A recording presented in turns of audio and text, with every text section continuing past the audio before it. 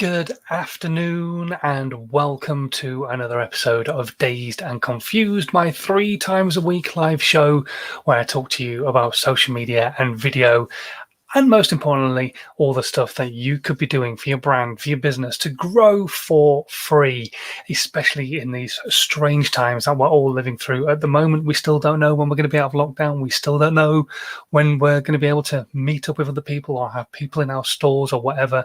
So that's what these live broadcasts are here for. It's just kind of us have a bit of a chat. You ask any questions that you've got about social media, about video, and for me to try and help you get creating content for your brand and for your business. And today we're going to be talking about the Super Bowl, but not actually specifically the Super Bowl. It kind of is in a roundabout way. Obviously, all this week we've been talking about National Storytelling Week, so try and think about how that's going to play back into the the Super Bowl. First things first, though, who am I to tell you anything?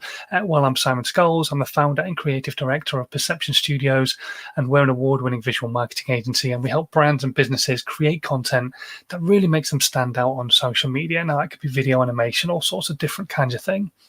However, a few years ago, it became really obvious to me that not every brand and business was in a position to spend money on having content created, but I still wanted to help them make content on a regular basis, because we all know to be prevalent on this thing in my hand right now, my mobile phone, you need to be consistent on social media if you're going for organic growth. If you're putting money behind it, it's a different kettle of fish.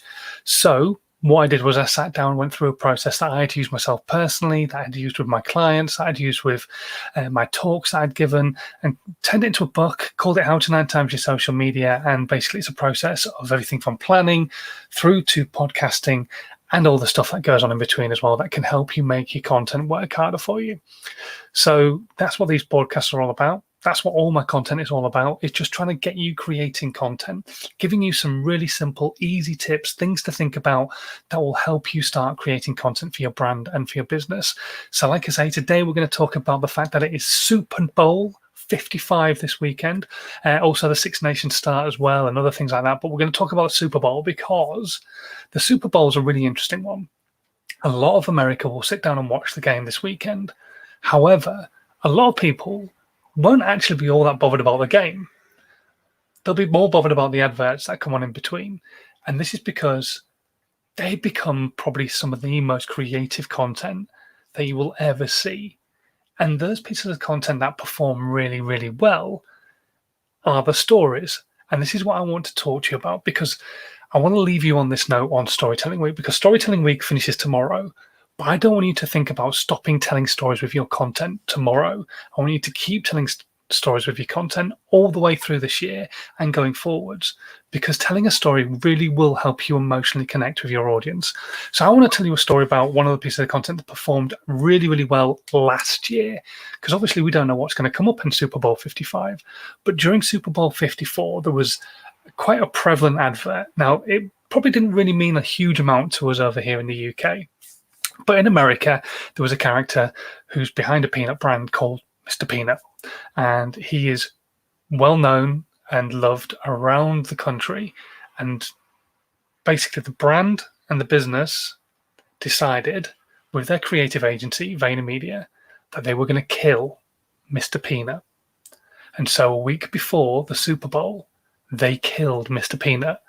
Now, he was a bit of a force of nature. Everybody loved him. And it was a bit of a shock to quite a lot of people that they'd just killed off basically the image of their brand. What were they going to be from now on? How were they going to sell peanuts without Mr. Peanut? And it was a lot of talk was garnered by this, by actually killing off Mr. Peanut. And this was part of the start of their story. The next part of the story was Mr. Peanut's funeral. And what happened was at Mr. Peanut's funeral, you had all these different celebrities, all these different sports stars weeping over the death of Mr. Peanut. And then Baby Peanut was born. Baby Peanut came to be, and Baby Peanut was going to be the next Mr. Peanut. And so that story kind of drew more people in, because even if you weren't really a Mr. Peanut brand lover, or you didn't particularly buy their products, the story of him being killed off kind of brought you in. And then you were kept there by the next element of the story, which was Baby Peanut. And so it was very, very, very clever marketing, but using a story to draw people in emotionally.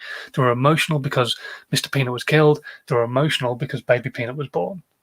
Seems like a strange thing emotionally in your head. You kind of think, well, it's just a character, but people were drawn in by this, and you would be too with characters that you're really drawn into or integral parts of society.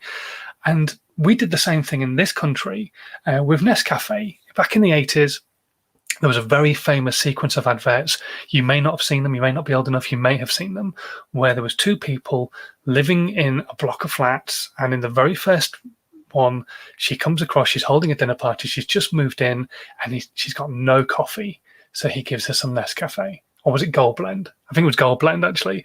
But anyway, he gave her some coffee, and then everybody wanted to know, well, will they, won't they? And it was a true element of there was a whole series of adverts, and it took a long time to get to advert number 2. They used advert number 1 for a long time, and then brought in the other adverts to kind of finish off telling the story.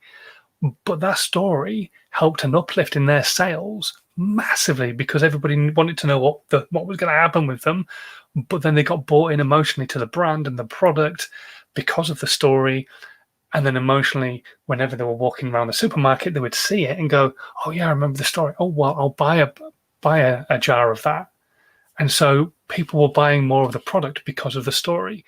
So all this week I've been saying to you on all my content, tell stories with your brand, tell stories with your business, tell stories with your social media content, whatever that story might be. It doesn't have to be in literal Three Bears and Goldilocks kind of story. But you just need to be able to draw people in emotionally to your product, to your brand, to your business with what it is that you're putting out. Just simply putting out, like I said in my newsletter the other day, simply putting out a photograph of a bobble hat just laid on a desk, or taking a photograph of your other half wearing a bobble hat that you've made, wrapped up in the rain or maybe in the snow, which we were lucky enough to have the other week, which would have been ideal. That paints a better picture, tells a better story than just a bobble hat laid down and put on a desk. That looks a bit crap. Out in the open, in the elements, being used for what it's been used for, that tells a story. And it's that simple. So you need to think about, for your brand, for your business, what stories can you tell with your content, with the value that you're giving? What stories are you able to tell? What are you able to draw people into your content with? And on that note, I want to try and help you with some things that are going to happen next week that maybe you could attach your content to, and you can think now about what story you can tell with these particular special days. So I've gone through, I've had a look to see what special days are actually happening next week. By the way, today is Nutella Day, so celebrate that one tonight if you want. But anyway, so next week there's loads of great days happening.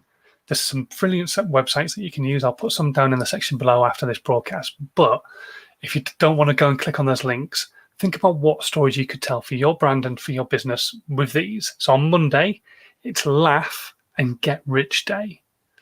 So what could you do with your brand and business with that one? Laugh and get rich. Tuesday is Pizza Day. Awesome. I think that's just one to celebrate anyway.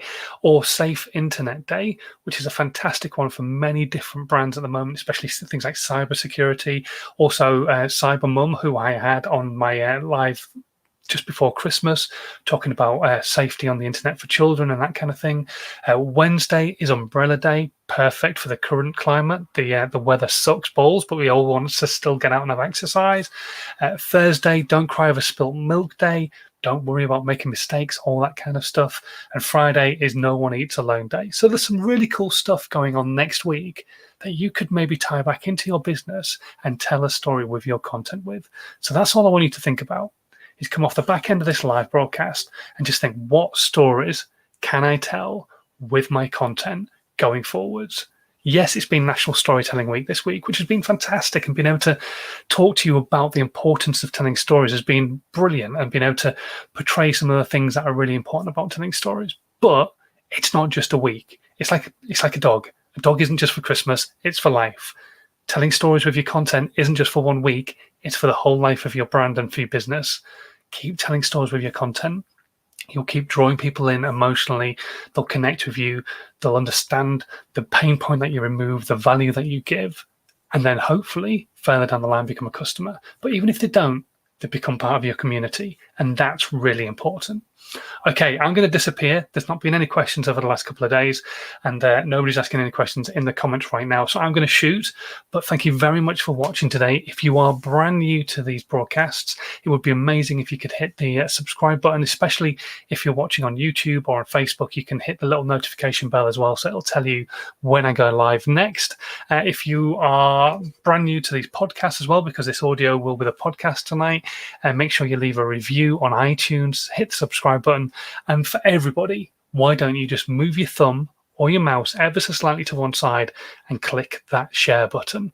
Make sure that your audience also can get some value from this content as well, and hopefully moving forwards we can keep building the community and getting more and more questions coming in to try and help as many people as we possibly can do with their social media. But until Monday, when I'll be back again, please have a fantastic weekend and keep telling their stories and stay safe. Until then, have a good one.